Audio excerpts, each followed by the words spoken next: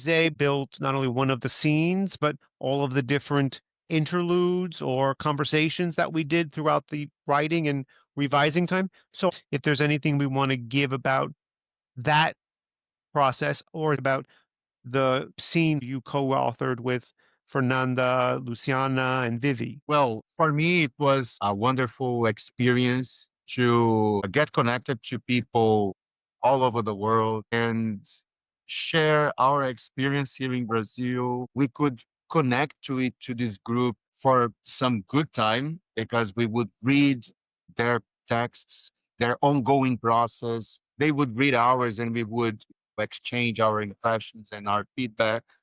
This was something different from previous experience in terms of book writing. The fact that we discussed about higher education was something wonderful for me, especially because I am working higher education. And this is something that we don't usually see, right? Being discussed, being actually done in higher education. People think this is just a pastime activity or there's no empowerment, but it's great. I mean, it's the fact that we can actually explore our creativity with the students. We learn a lot from them doing that. And yeah, that's and after I got the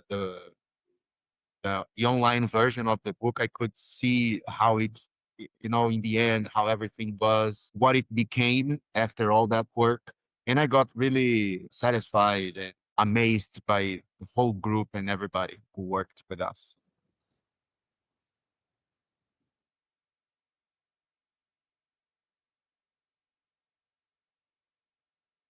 Great. That's great. What came up for you seeing the book all together now?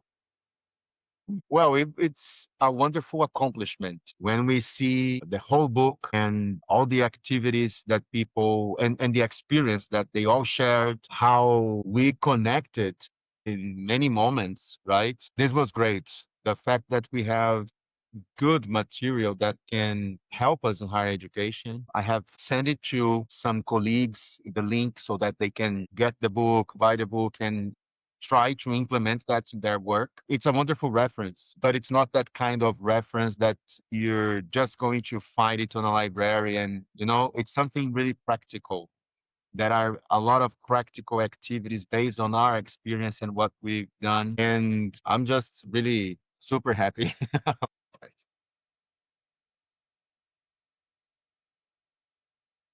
Can you say a little bit more about the power of the research group that you and others are doing in Brazil and how the work you're doing builds not just powerful higher education activity, but also powerful social and community change in Brazil? Right.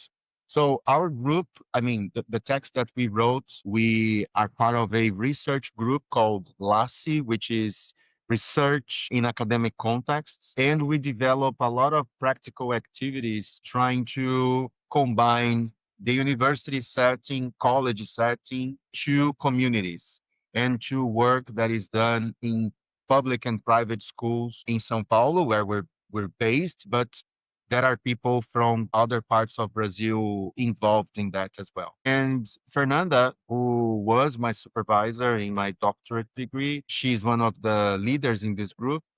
And something that is really important for her as a leader in the group is to get everybody together to reflect, but also take a stand in important issues that we're facing. And then students who are in their master's degree, postdoctorate degrees, or working higher education, they need to face practical methodological activities in their research. It's not something that they're just there to get a title, but they must connect their research to real life situations, problem solving situations. Our text brings that discussion and practical examples of something that was done during the pandemic here. So our research group had to change all the activities we were doing because of the pandemic, like everyone else.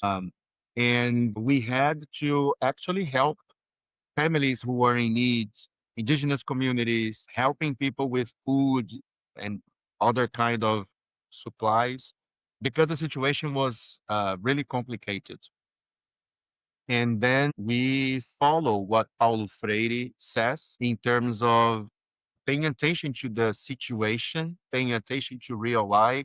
And that is going to take us to these research and theoretical aspects that we are working on, right? So our research group here is really connected to these situations, to everyday life. And from that experience, we get connected to our theories, or we restructure the theories that we have, and we reshape or shape our methods and our objectives and our aims towards a more just society, a more, more equitable situations for everyone. That's the aim. Thank you. I appreciate and am and inspired by the relationality between the university and the community. I think another offer is the method, the how you do it, both in terms of the scene you wrote and what I sense has been your approach ongoing, is to use play and improv and performance as ways to do the community building, the activism, the social change. So I'm wondering if you could give that, what that experience has been like. Yeah. When we think of play and improv games in our courses, we think of them as a way for students to be in someone else's shoes, or as in a way for them to really feel that situation and think of strategies, possibilities they could have in terms of getting engaged to that, right? They're not just only going to reflect about a situation based on something that was said or that was told, but they are going to live that situation, go into these communities, talking to these people. It's embracing the situation in terms of feeling that, trying to experience other ways of acting, other ways of transforming their realities.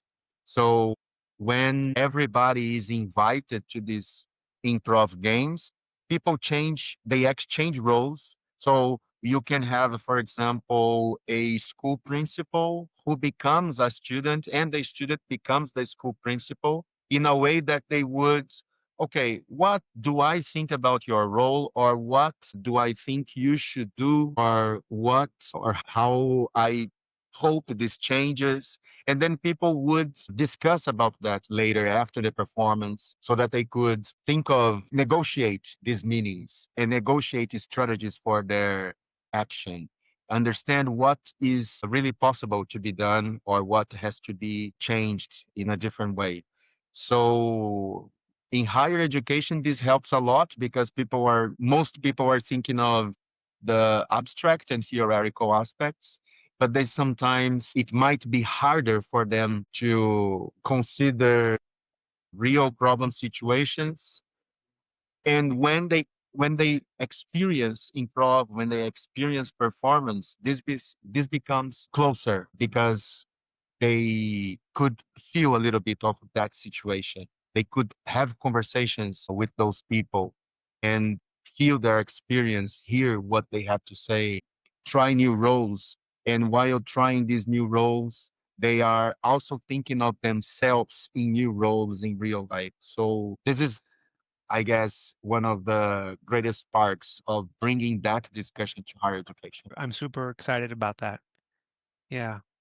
Thank you for that. I think the other thing that also comes up for me a lot about the power of your work is that Fernanda and all of you end up turning a lot of these community activities into your dissertations or theses, so that they become, in addition to them having this practical, embodied community life, they're also serving your academic products like scholarship or your dissertation to graduate. I'm wondering what it was like for you to not only do this work in the community, but also to, I don't, it's not a it's not a real word in English, but let's make it one, scholarize it or turn it into something that is got a world that could also be embraced by a scholarly audience.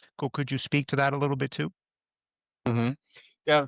When we think of global issues, right, global responsibility, things that we must discuss in higher education in different areas, right? This is where we can match performance and our activities because while performing, experiencing these situations, and then bringing that to the thesis or to your dissertation, you will analyze different kinds of knowledge. So you have the theoretical, methodological aspect that we having at university, but we don't forget about our ground.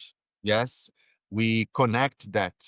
We get engaged to where we come from and uh, and actually where we're working on because most of the projects and dissertations that most people who want to develop their projects and dissertations in this research group, they bring these practical conflicts, everyday situations, whether they face it in different roles at the school setting, but also in their community. And then they really want to find practical tools to use next morning or to use next day. We're not talking about recipes, but we're talking about deep understanding of that situation through play, through performance, and then you combine that to the theories or to the scholars, to people who think about that and try to make more sense of that situation, right? So understanding different knowledge and how this different knowledge becomes engagement, interculturality, empowerment. This is one of the strategies we use here. It's also part of our methodological framework.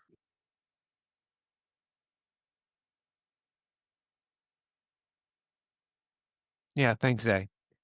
I really appreciate all that you're giving. I'm just curious if anything's coming up from what Zay gave. I think it gives insight to other applications, and I think it is, a unique experience for the students who would be on the receiving end because it's just so different than traditional methodologies and what they would have come to expect. And I appreciate being able to hear about how it has been put into play for you.